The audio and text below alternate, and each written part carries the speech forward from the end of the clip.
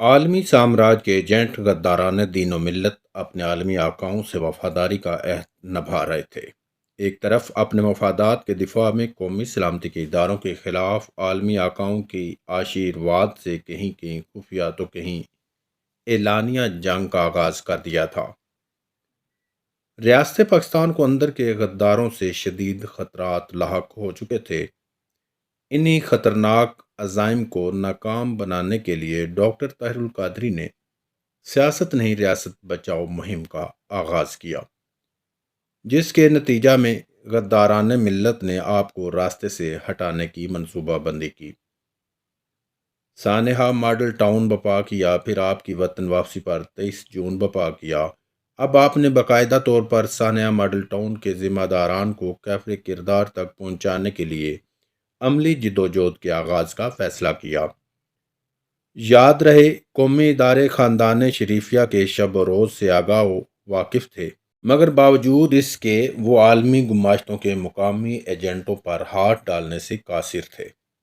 سیاست کے پردے میں ریاست کے سودے ہو رہے تھے، مگر دھرتی پاکستان پر کوئی ایسی قیادت موجود نہ تھی جو اتنے بڑے لیول پر ملک و ملت کے خلاف غداری کے اس منصوبے کو ناکام بنانے کے لیے میدان سیاست میں کوئی کردار ادا کرتی۔ کریڈٹ لینے اور دینے کے چکر میں پڑے اہل سیاست آج بھی کریڈٹ کا کھیل کھیل رہے تھے، مگر ملت کے پاسبان دین مصطفی کے مجاہد عظیم عالمی انقلابی رہنما نے کریڈٹ اور سیاست کے کھیل کی بجائے ملت کی بقا کا بیڑا اٹھایا۔ قائد انقلاب ڈاکٹر محمد طاہر القادری نے سانحہ ماڈل ٹاؤن کے ذمہ داران کو کیفر کردار تک پہنچانے اور 10 نکاتی عوامی ایجنڈے کے نفاذ کے لیے 14 اگست 2014 کو اسلام آباد کی طرف انقلاب مارچ کا اعلان کر دیا۔ اس اعلان پر حکومت بری طرح بکھلا گئی اور 1 اگست سے ہی ظالم حکمرانوں نے ملک بھر میں ہزاروں عہدیداروں اور کارکنان کی گرفتاریوں کا عمل شروع کر دیا۔ کنٹینرز لگا کر پورے ماڈل ٹاؤن کو گھیرے میں لے لیا۔ پورے ملک کی تمام شاہراہیں کنٹینرز لگا کر بند کر دی۔ ان حالات میں کارکنان تحریک نے بھی گھٹ گھٹ کر مرنے کی بجائے انصاف کے حصول کے لیے اسلام آباد کی جانب مارچ کا فیصلہ کیا۔ 10 اگست یوم شہداء پر شرکت پر لاہور آنے والے قافلوں پر پنجاب حکومت کی ماں پر بدترین مظالم ڈھائے گئے۔ پنجاب کی تمام سڑکوں پر خندقیں کھود دی گئیں اور مختلف سڑکوں پر ہزاروں بسوں کے قافلے روکے گئے ہیں۔ تمام اطراف پر پہلے ہی کنٹینرز لگا دیے گئے۔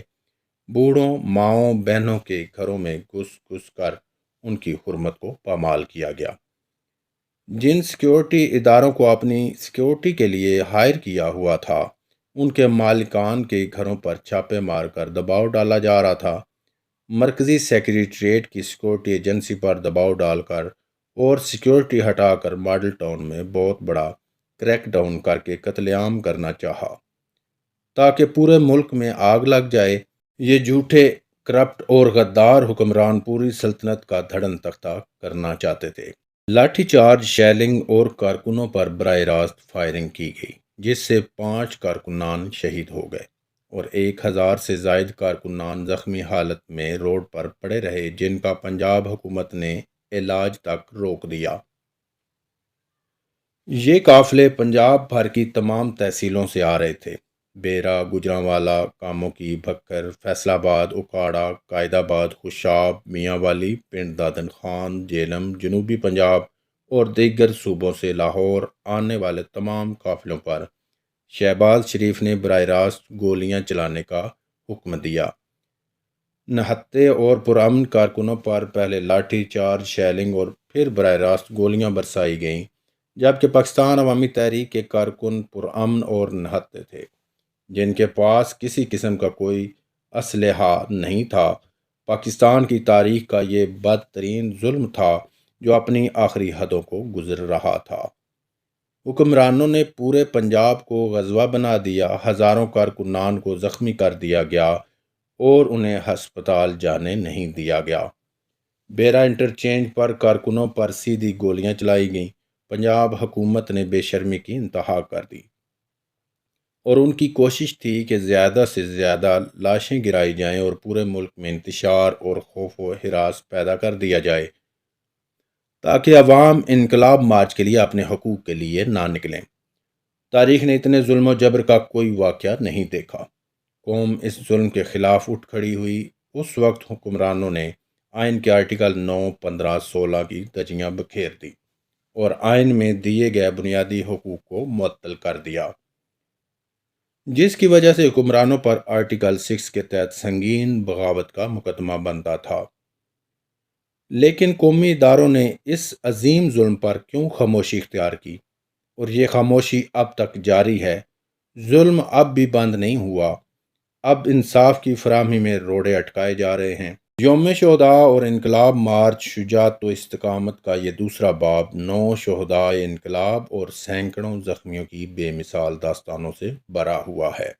مردوں، عورتیں، بچے و بوڑھے اور جوانوں کی ہمتوں کو سلام کہ جنہوں نے اعلائے کلمت الحق کے قافلوں کی تاریخ ہی بدل دی۔ تبدیلی نظام کی جد و جہد پر ماڈل ٹاؤن اور انقلاب مارچ میں جانیں دینے والے شہیدوں کا یہ قرض پاکستانی قوم کبھی ادا نہیں کر پائی۔ وطن عزیز کے غداروں کے خلاف ابھی جنگ جاری ہے۔ ابھی شہدائے انقلاب کے خون کا قرض اس قوم پر باقی ہے۔ آگے یہ جد و جہد کیا رخ اختیار کرتی ہے؟ کیا احتجاج شروع ہوا؟ احتجاج کی راہ میں مزید کن رکاوٹوں کا سر کچل کر انقلابی جانثار آگے بڑھے اور یہ سفر جاری کب تک رہا؟ یہ سب جاننے کے لیے ساتھ رہیے گا۔ آنے والی اقساط میں حکومتی ایوانوں میں موجود اشرافیہ کے کردار سے نقاب اٹھایا جائے گا۔ اگر آپ ہمارے چینل پر نئے ہیں تو چینل کو سبسکرائب کریں، ویڈیو کو لائک اور شیئر کرنا مت بھولیں۔